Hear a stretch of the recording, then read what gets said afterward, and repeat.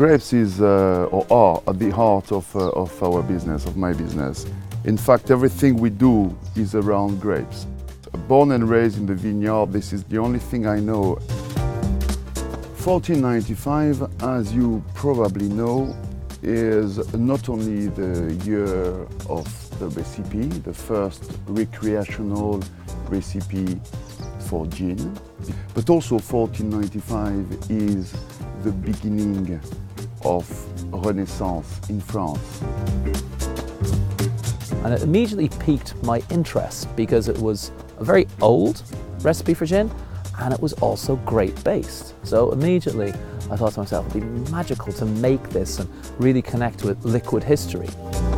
The one copy of this recipe from 1495 resides in the Sloane manuscripts. After we visited the manuscripts in the library in London, we all went to the Geneva Museum in Schiedam, just outside Rotterdam.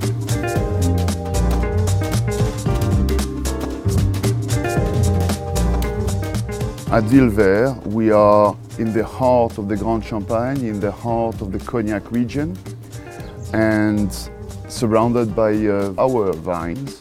And we use grapes as our inspiration, our raw material, our base. We created a direct one-on-one replica, we hope, of the 1495 recipe. We call that verbatim. It's got the luxury, the richness of the grape base, the wine base. So it was this big, powerful, intense aroma.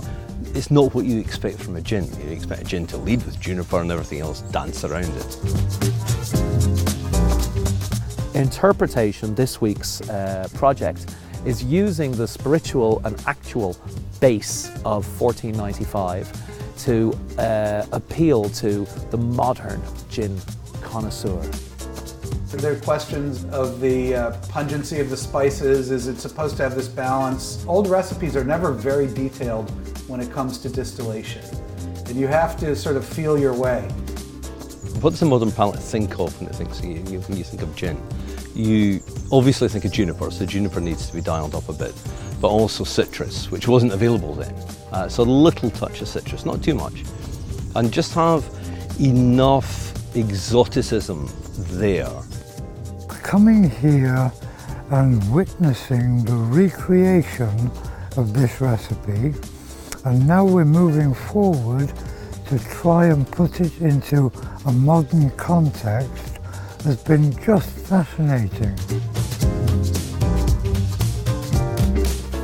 So 1495 is very important for us as a symbol, but also it's very important because this is today, and as of today, the oldest recipe of recreational gin ever found.